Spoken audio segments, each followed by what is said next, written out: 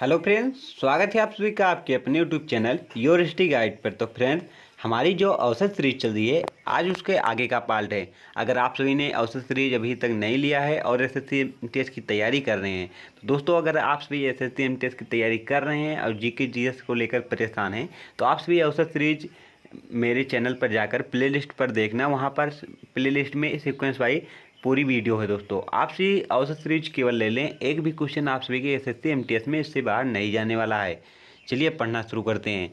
कितने वर्षों के विचार विमर्श के बाद भारतीय संविधान पर हस्ताक्षर किया गया था? दोस्तों, यहाँ पर जो प्रैक्टिस सेट कराया जा रहा है इसमें हर सब्जेक्ट से क्वेश्चन लिए जा रहे हैं, लेकिन दोस्तों क्वेश्चन इस प्रकार लिए जा रहे हैं जिस प्रकार आप सभी के एग्जाम में आते हैं। किस सब्जेक्ट का कितना वेटेज है उसी हिसाब से यहाँ पर क्वेश्चन लिए जा रहे हैं। चलिए देखते हैं पहला क्वेश्चन। अब कितने वर्षों के विचार विमर्श के बाद भारतीय संविधान पर हस्ताक्षर किए गए थे? 3 वर्ष, 2 वर्ष, 4 वर्ष या 5 वर्ष? तो इसका राइट आंसर दोस्तों ऑप्शन हमारा ए होगा 3 वर्ष। 3 वर्षों के विचार विमर्श के बाद भारतीय संविधान पर दोस्तों हस्ताक्षर किया था। और कितने लोग इसमें हस्ताक्षर किए थे? 284 लोग हस्ताक्षर किए थे। और जिसमें सबसे पहले दोस्तों अगर बात करें सबसे पहले हस्ताक्षर किसने किया था तो डॉक्टर राजेंद्र प्रसाद जी ने किया था। दोस्तों वैसे तो पंडित जवाहरलाल नेहरू जी ने सबसे पहले हस्ताक्षर किए थे, लेकिन उनका मान नहीं था, वो गलती से कर दिए थे। लेकिन सबसे पहले अगर बात करें कि हस्ताक्षर किसने किया था तो डॉक्टर राजेंद्र प्रसाद जी ने किया था। कौन सा अधिवेशन यह था जब हस्ताक्षर हो रहा था? तो दोस्तों 12वां अधिवेशन था। और कब यह लागू कब हुआ? तो दोस्तों कब हुआ? दोस्तों जो 12वां अधिवेशन हुआ था कब हुआ था? तो 24 जनवरी 1950 को हुआ था, जिसमें 284 लोगों ने भाग लिया था। सभी ने हस्ताक्षर किए थे और सबसे पहले हस्ताक्षर डॉक्टर राजेंद्र प्रसाद जी ने किया था, ये भी आप याद रखें। चलिए आगे देखते हैं। संविधान को किसने लिखा? संविधान को किसने लिखा? डॉक्टर सच्चिदानंद सिन्हा ने, डॉक्टर राजेंद्र प्रसाद ने, प्रेम बिहारी नारायण राय जादा ने या डॉक्टर भीमराव अंबेडकर ने? तो इसका राइट आंसर दोस्तों जो है हमारा ऑप्शन सी होगा, प्रेम बिहारी नारायण राय जादा ने संविधान को लिखा है। अगर बात कर लें सच्चिदानंद सिन्हा की तो ये संविधान सभा के प्रथम अस्थायी अध्यक्ष थे। 9 दिसंबर 1946 को इन्हें बनाया गया था। डॉक्टर राजेंद्र प्रसाद को ये संविधान सभा के अस्थायी अध्यक्ष थे। 11 दिसंबर 1946 को इनको बनाया गया था। और डॉक्टर भीमराव अंबेडकर प्रारूप समिति के अध्यक्ष थे। आगे देखते हैं। संविधान को बनाने में कुल कितना खर्च आया था? संविधान को बनाने में कुल कितना खर्च आया था? तो इसका राइट आंसर ऑप्शन हमारा दोस्तों ए होगा। क्या होगा? ऑप्शन हमारा ए होगा। 63,96,729 रुपये का खर्च आया था संविधान को बनाने में। कितना आया था दोस्तों? 63,96,729 रुपये का खर्च आया था। अगर आपसे यह पूछा जाए कि संविधान को शुद्ध हिंदी में किसने लिखा, संविधान को शुद्ध हिंदी में किसने लिखा था, तो वसंत कृष्ण वैद्य जी ने लिखा था। किसने? वसंत कृष्ण वैद्य जी ने लिखा था। अगर ये पूछा जाए कि मूल संविधान में पृष्ठों की संख्या कितनी है तो 251 है। कितनी है दोस्तों? 251 है। दोस्तों एक क्वेश्चन जो है आप सभी के लिए इम्पॉर्टेंट है, ये पूछा जा सकता है। मूल संविधान में पृष्ठों की संख्या कितनी है? 251 है। चलिए आगे देखते हैं। संविधान को लिखने वाली संविधान सभा के उपाध्यक्ष कौन थे?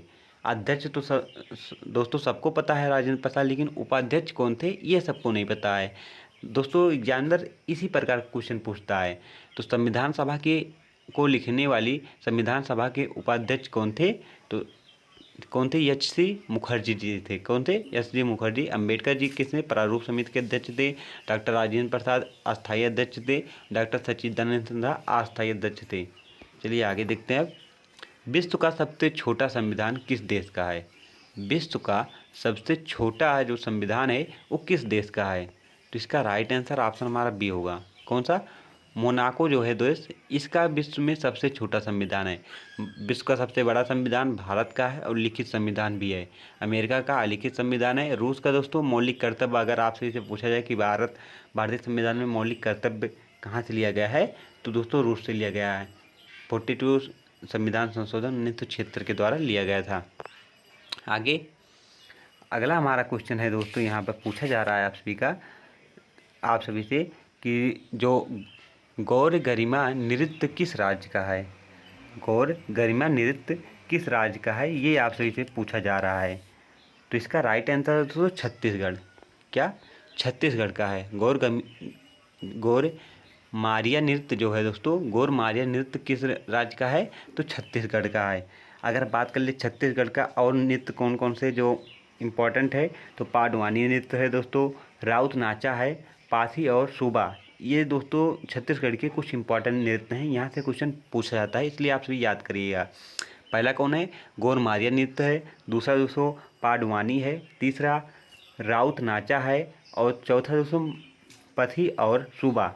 ये छत्तीसगढ़ के कुछ इंपॉर्टेंट नृत्य हैं। चलिए आगे देखते हैं।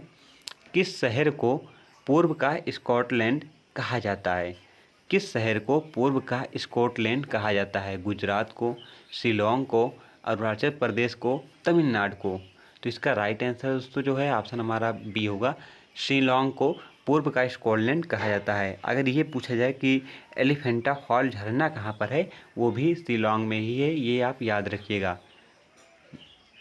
गुजरात की बात कर लें दोस्तों, अगर भारत के सबसे पश्चिमी बिंदु किस राज्य में है, गुजरात में है। सबसे दक्षिणी जो है दोस्तों वो तमिलनाडु में है, और सबसे पूर्वी बिंदु जो है कहाँ पर है, वो अरुणाचल प्रदेश में है, ये भी आप याद रखिएगा।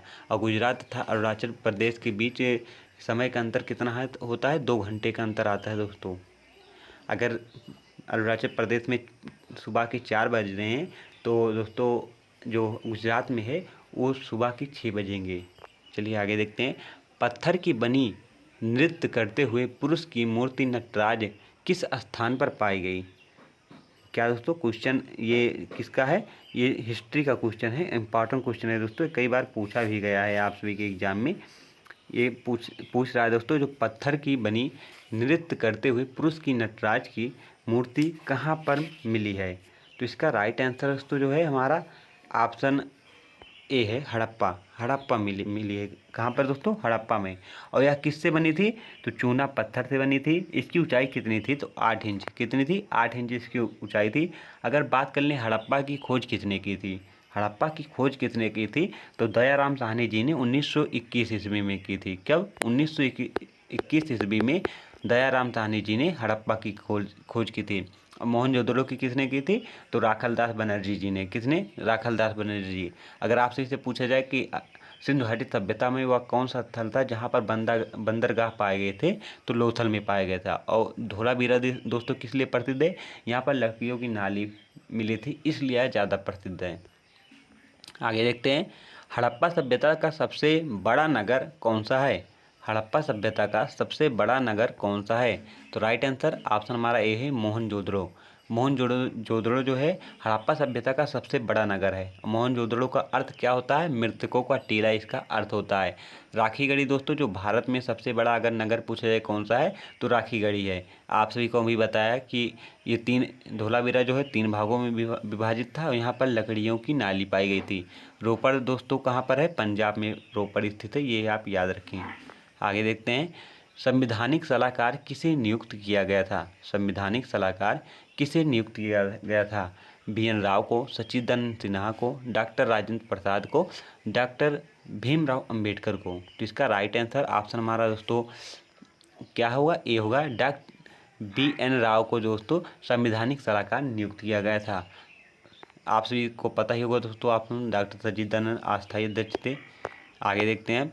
किस युग के दौरान भारत में शुतुरमुर्ग पाए गए थे, किस युग के दौरान भारत में शुतुरमुर्ग पाए गए थे, सिंधु घाटी सभ्यता के दौरान, वैदिक सभ्यता के दौरान, पूरा पसाड़ युग के दौरान, नवपसाड़ युग के दौरान। तो इसका राइट आंसर ऑप्शन हमारा दोस्तों ए होगा, पूरा पसाड़ युग के दौरान।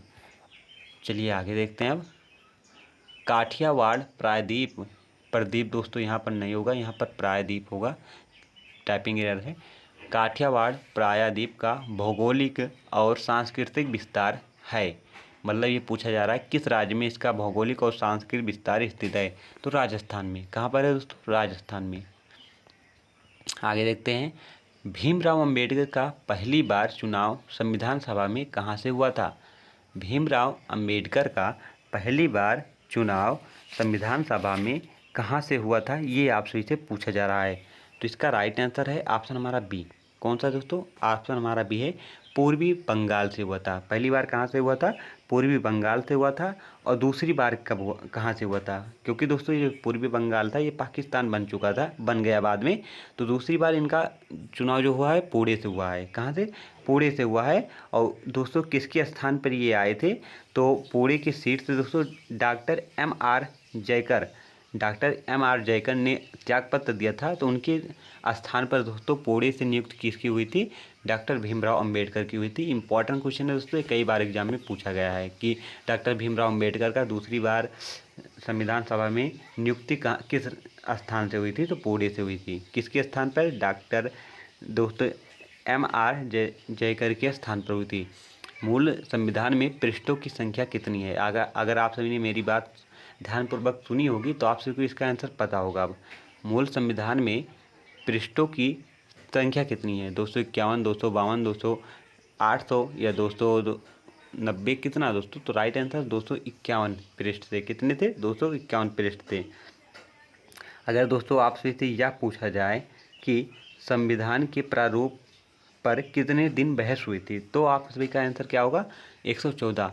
संविधान के प्रारूप पर दोस्तों कितने दिन बहस हुई थी? तो 114 दिन बहस हुई थी। आगे देखते हैं, संविधान के प्रारूप पर कितने दिन बहस हुई थी? या दोस्तों भी इसका बताया ही आंसर 114 दिन हुआ था। आगे देखते हैं, 1947 से पहले भारत में 26 जनवरी को क्या कहा जाता था? 1946 से पहले, वर्तमान में नहीं पूछ रहे हैं दोस्तों, 1946 से पहले पूछ रहे हैं 26 जनवरी को क्या कहा जाता था? स्वतंत्रता दिवस, गणतंत्रता दिवस या फिर दोस्तों संविधान दिवस? इनमें से कोई नहीं। तो राइट आंसर होगा दोस्तों क्या? स्वतंत्रता दिवस कहा जाता था। क्या कहा जाता था 26 जनवरी को 1947 से पहले? स्वतंत्रता दिवस कहा जाता था। इंपॉर्टेंट क्वेश्चन है। आगे देखते हैं, रक्त समूह की खोज किसने की थी? रक्त समूह की खोज किसने की थी? लैंडस्टीनर ने, रदरफोर्ड ने, न्यूटन ने, चार्ल्स बेबेज ने? तो इसका राइट आंसर ऑप्शन हमारा ए होगा। लैंडस्टीनर ने रक्त समूह की खोज की थी। रदरफोर्ड ने किसकी खोज की थी? तो नाभिक की खोज रदरफोर्ड जी ने की थी। न्यूटन ने गुरुत्वाकर्षण बल के बारे में बताया था दोस्तों। और चार्ल्स बेबेज जो है कंप्यूटर की खोज किसने की थी? तो चार्ल्स बेबेज ने। कंप्यूटर का जनक भी दोस्तों चार्ल्स बेबेज को ही कहा जाता है। कौन सा रक्त समूह सर्वग्राही होता है? कौन सा रक्त समूह जो है वो सर्वग्राही होता है? तो राइट आंसर ऑप्शन हमारा ए है, AB+ जो है सर्वग्राही होता है। और दोस्तों O- जो है सर्वदाता होता है। ये सबको दे सकता है और ये सबके रक्त ले सकता है। आगे देखते हैं, WBC का निर्माण कहाँ पर होता है? WBC का निर्माण कहाँ पर होता है? अस्थिमज्जा में, यकृत में, लीवर में या किडनी में? तो इसका राइट आंसर ऑप्शन हमारा दोस्तों ए होगा। अस्थिमज्जा में WBC का निर्माण होता है। श्वेत रक्त कणिका दोस्तों इसे हिंदी में कहते हैं, ये भी आप याद रखें। RBC और WBC का अनुपात कितना होता है? मोस्ट इंपॉर्टेंट क्वेश्चन है दोस्तों, आपसे के एग्जाम में कई बार यह पूछा गया है। RBC और WBC का अनुपात कितना होता है? तो इसका राइट आंसर ऑप्शन हमारा ए होगा। 600:1 इसका अनुपात होता है। तो फ्रेंड्स, आप सभी को वीडियो कैसा लगा कमेंट बॉक्स में ज़रूर बताइएगा। अगर वीडियो पसंद आए तो चैनल को सब्सक्राइब करें तथा PDF के लिए दोस्तों आप हमारे टेलीग्राम चैनल से जुड़ सकते हैं। वहाँ पर आप सभी को डेली PDF मिलती है। Thank for watching this video.